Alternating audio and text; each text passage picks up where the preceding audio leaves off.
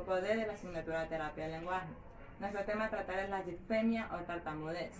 Las integrantes del grupo son Viviana Canelos, Leslie Cedeño, Jocelyn de la Torre, Vanessa Flores, Kelly Iguale, Xiomara Palacios, Karen Sánchez, Nicole Bisuete y quien les habla, Carla Cambal. La disfemia o tartamudez también es conocida como balbuceo o trastorno de la fluidez. Esta aparece en algunos niños y este trastorno conlleva problemas frecuentes y considerables en la fluidez normal y la continuidad del habla y se caracteriza por el bloqueo o repetición que acarrea una ruptura del ritmo y de la melodía en el discurso. Las personas que sufren este trastorno saben muy bien lo que quieren decir, de hecho pueden formular oraciones completas sin ningún problema. El problema se presenta cuando quieren expresarla verbalmente. Es aquí cuando suceden los problemas de repetición o bloqueo con las palabras, sílabas, consonantes o vocales. Este problema es frecuente en algunos niños, pero es un aspecto habitual. La mayoría de ellos puede solucionar el problema sin ninguna ayuda terapéutica.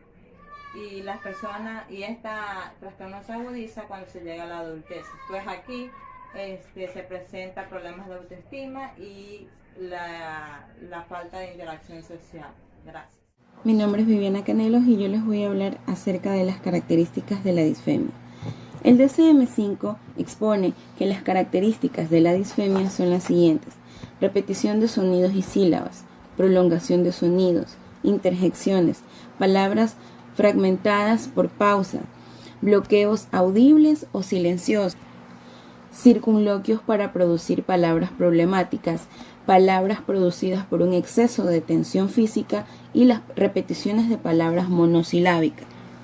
Las dificultades del habla por el tartamudeo pueden estar acompañadas por parpadeo rápido, temblor de labios y mandíbula, tics faciales, movimientos de cabeza y puños cerrados. La tartamudez puede empeorar cuando la persona está emocionada, cansada, estresada, cuando se siente cohibida, apurada, presionada. Este tipo de situaciones pueden causar que la tartamudez en la persona empeore o se dificulte aún más. Soy Leslie Cedeño y les voy a hablar sobre los 3 tipos de disfemia. El primero es el tónico, que se caracteriza por las múltiples interrupciones ocasionadas por espasmos. Durante estas interrupciones las personas muestran rigidez y tensión facial, ya que se contraen los músculos que tienen que ver con el aparato fonoarticulador realizando este movimiento y posteriormente hablando. Esta sensación es parecida a la que coloquialmente conocemos como lo tengo en la punta de la lengua. El segundo es el clónico, que se caracteriza por las repeticiones de palabras y sílabas enteras, más frecuentes en consonantes que en vocales y más aún en los consonantes o fonemas oclusivos, que son un tipo de sonido consonántico obstruyente producido por la detención del flujo del aire y su posterior liberación. Las repeticiones mayormente se dan al principio que en medio de la palabra. Por ejemplo, la niña se cayó del columpio.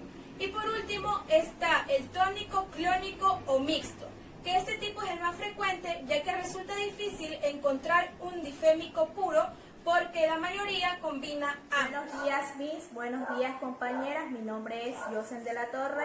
El tema que les voy a hablar es sobre las causas de la tartamudez, o también llamado científicamente disfemia. Las causas en la infancia pueden ser diversas. Sin embargo, en muchas ocasiones es transitoria y desaparece por sí sola. En otros casos, esto puede afectar durante años y volverse permanente. Las causas principales son hereditario, con un 60% de los casos. En el sexo, los varones tienen un mayor porcentaje, con un 75% que las mujeres. Otra causa sería el trastorno de lateralización, que aquí existe una relación entre la tartamudez y las personas que son zurdas. Otra causa sería el neurológico, que aquí puede ser provocado por algún evento emocional que haya sido provocado al paciente. Otra causa sería estructuración temporoespacial, que aquí hay una disfunción entre lo que es la motricidad y la organización espacial. Por último, tenemos las alteraciones lingüísticas, que aquí hay una alteración en la fluidez verbal. Por ejemplo, sería el aprendizaje con un hermano mayor o menor, que aquí le afecta al niño cuando le quitan la palabra. O algunos de los padres pueden ser tartamudos, o también puede ser que en la escuela le hablan muy rápido. Esto puede provocar que el aprendizaje sea disrítmica, que esto quiere decir que hay una alteración rítmica. Gracias. Buenos días, Miss y compañeros. Soy Vanessa Flores y les voy a hablar acerca de la tartamudez. La fluidez del habla puede verse alterada por otras causas que no sean la de la tartamudez del desarrollo. Un accidente cerebrovascular, una lesión cerebral traumática u otros problemas cerebrales pueden hacer que el habla sea más lenta, más pausada y en ciertas ocasiones repetitiva. Y esto le llamamos trastorno neurógeno.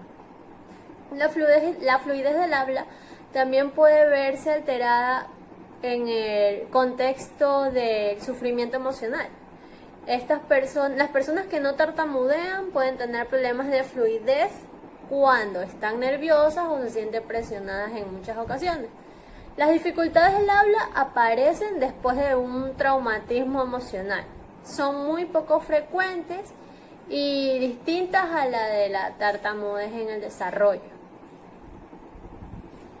La tartamudez puede llevar a diferentes complicaciones, entre estas tenemos la baja autoestima, sentirse solo, problemas para comunicarse con los demás, que esta persona se someta a burlas o simplemente que también tenga problemas para interactuar en el ámbito social, el laboral.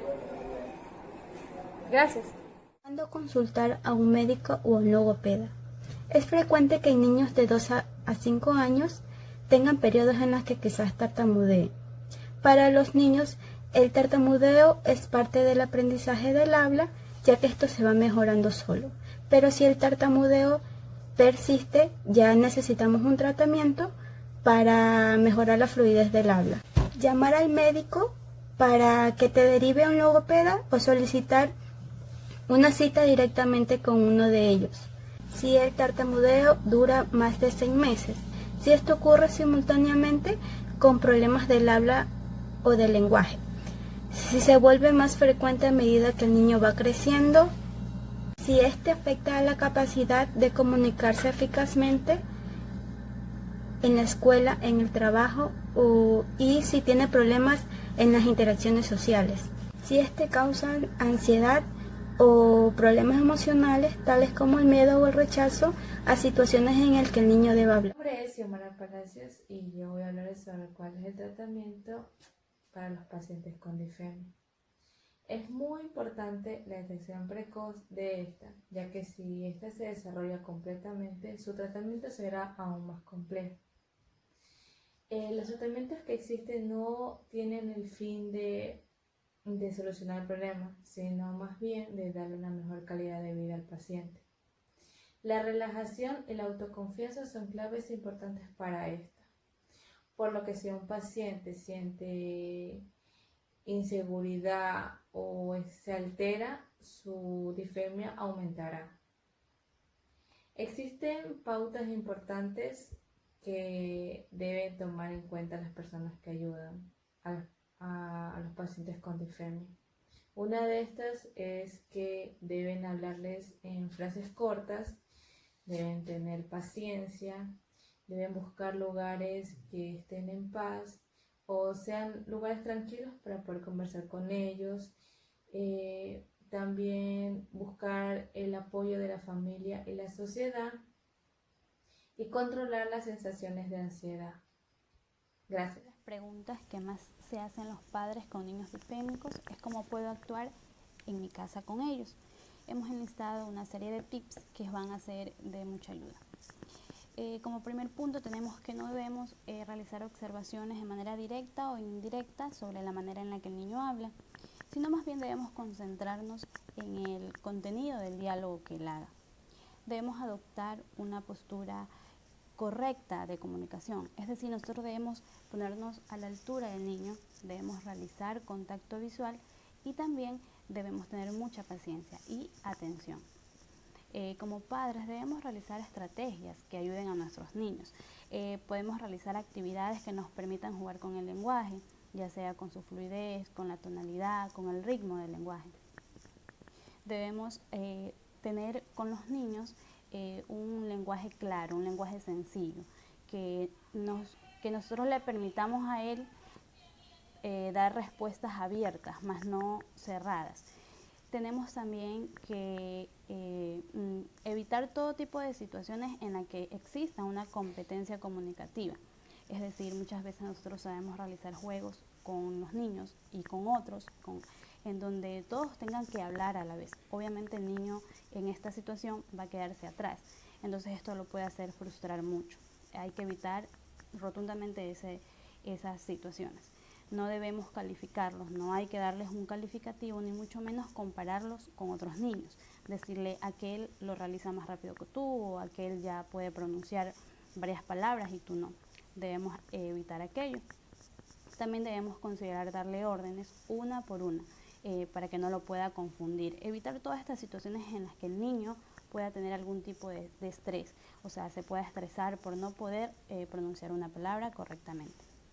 Mi nombre es Nicole Bisuete y en esta ocasión vamos a conocer diferentes pautas para el docente en la intervención de niños disfémicos. Como primer punto, permitir que el niño se sienta comprendido dentro del aula, hablarles con frases cortas y con un lenguaje claro y preciso adecuado para su edad. También saber escuchar al alumno y sin darle mucha prisa. También es muy importante que el docente conozca que la tartamudez no afecta la capacidad intelectual del niño. Por lo tanto, un niño que sea influente no significa que no tenga la capacidad de poder aprender. También es importante valorar más el contenido que la forma. Es decir, tener mucho interés en lo que dice y no en cómo lo dice. También darle tiempo para hablar y para expresar cómodamente su lenguaje con confianza y con seguridad.